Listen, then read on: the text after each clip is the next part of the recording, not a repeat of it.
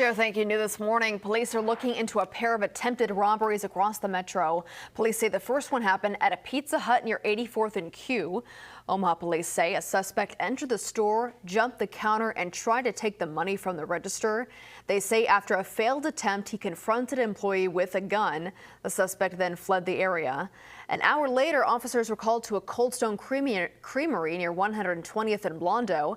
They say the suspect entered the store, aimed a gun at an employee, and demanded they open the register and the safe. When he learned they couldn't open them, the suspect reportedly shoved the employee and then ran off. Anybody with any information about either of these incidents is urged to contact Crime Stoppers.